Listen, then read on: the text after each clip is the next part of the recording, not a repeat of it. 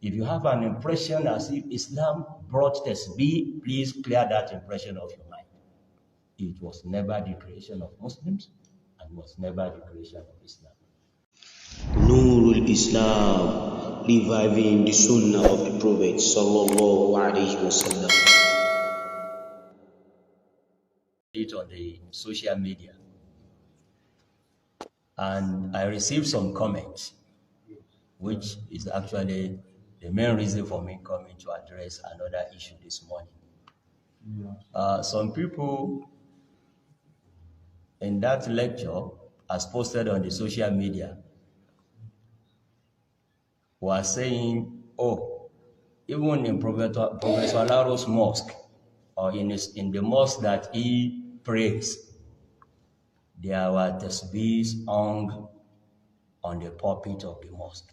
That means it's okay, or it's even recommended to have tasbeeh, subha, hung on the pulpit of a mosque. You see, whoever has any form of knowledge, it's mandatory on him, on her, to reveal it to people whenever there is need for it. Otherwise, Allah will punish him or her. Allah says clearly in Al-Quran Al-Kareem, لَتُبَيِّنُنَّهُ لِلنَّاسِ وَلَا تَكْتُمُونَ. It's mandatory. The issue of subha, I know, is controversial in most of our societies. But as much as we try to run away from controversies, we must never fall short of discharging our duties as students of knowledge.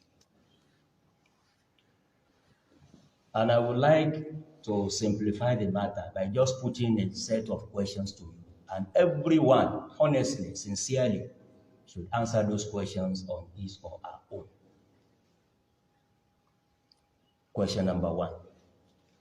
Is it true that, as those who are making that comment, that in the time of the Prophet ﷺ, there were Tesbeeh? I don't know, it is called Tesbeeh?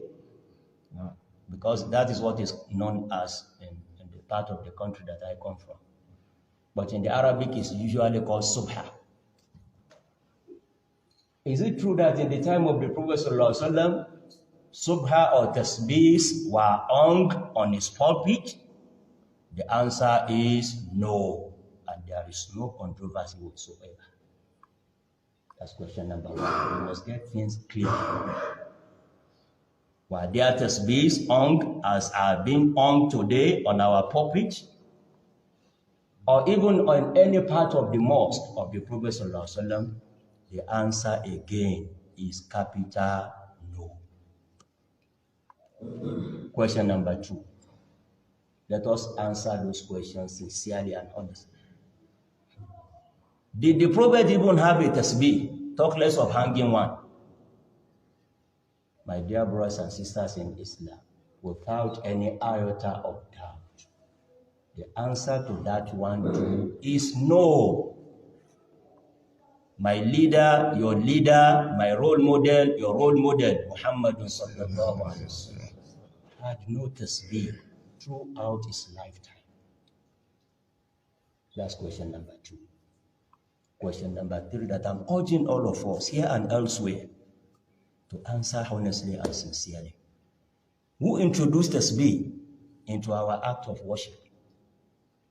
Using tasbeeh, was it a creation of Islam and Muslims? The answer to that question is equally no.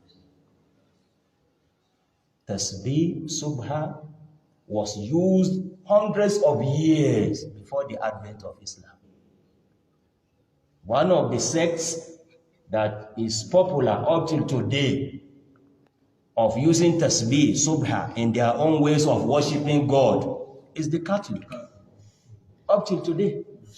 So to create an impression as if tasbeeh was brought by Islam is also wrong.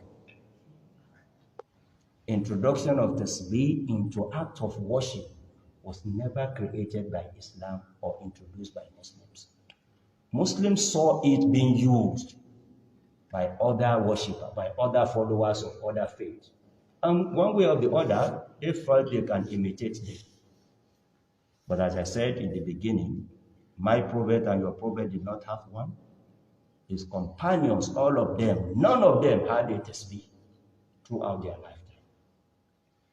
So I think with these questions, we can look inward and answer them honestly and sincerely. I know it's a controversial issue, but we must say it as we know it, to the best of our knowledge. Now, some people will have an excuse of using tasbih. Let me address that one too. They'll say, okay, we have agreed. The Prophet never used it. His companions never used it. It was even not known. Let me add that one. It was not known in the first generation of Muslims. Nobody knew tasbih throughout the time of the companions of the Prophet. Now, the excuse is that I want to make adhkar in thousands. How will I use my fingers to count thousands? You see, it's like someone creating a wrong foundation to build a right structure on it. It will never stand. It will never stand. And let me use in the legal parlance, we usually say you cannot build something on nothing. You can't build something on nothing. Let me also reveal it to you. There is no way the Prophet ﷺ recommended a number that is higher than 100 in any dua. In any dua, in any adhkar. There was no way, there was never that he recommended for you to say any dua in thousands. People are now saying, I want to say la ilaha illallah in millions. You see, that itself is a wrong basis. Nobody asked you to count any adhkar thousands of times or millions of times. The highest the Prophet mentioned in all of his hadith is 100. And that one, you can easily do that as he did it. The best worshipper ever is the Prophet. He did dua, he did adhkar, he prayed. What was he using? My dear brothers and sisters in Islam, that's also very clear, very clear. Throughout his lifetime, he will use his fingers to count whatever adhkar, whatever dua. And if we can adopt that, that is the best for us. And you will reap two important benefits in so doing. Benefit number one, you are imitating your role model as commanded, as ordered by Almighty God. He's the only one that you can place before you to say, whatever he does, I will do it, and I will never get it wrong. No any other human being can claim that, except the Prophet. All of us are prone to errors. The only one that has been guaranteed in Al-Quran al-Kareem, وَمَا يَنْطِقُ عَنِ الْهَوَىٰ إِنْ هُوَ إِلَّا وَحْيٌ يُوحَىٰ. So by way of recommendation, let me come to a stop for this address this morning. If I'm to recommend for you, I will surely recommend that the best for you is to do as the Prophet did.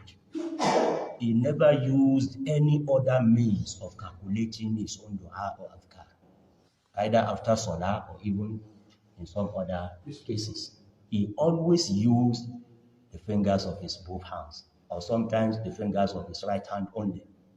So that is by way of recommendation. I said two benefits. Let me mention the other one. The other benefit is that we all know, we have had a lot of lectures about that on the day of resurrection, every part of our body will have an opportunity of bearing witness of what we use them to do. It's a golden opportunity that you are missing if you have not been using your fingers to do adhkar. Because when fingers of those who use them will testify in their favor, your own fingers will say, he never used me.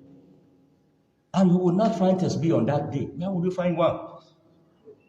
So these are two even important benefits that you can think of when considering whether, but let me reiterate it. If you have an impression as if Islam brought Tesbeeh, please clear that impression of your mind. It was never the creation of Muslims and was never the creation of Islam. Ẹ tẹ like button yẹn, bákan náà kẹ́ tẹ subscribe button, lẹ́yìn náà kẹ́ wá tẹ all láti ra àwọn videos wa tuntun míì, lẹ́yìn náà kẹ́ share video yẹn, k'Ọlọ́run bá kó bá wa san yín ní ẹ̀san lóore. Jazakumullahu khairan.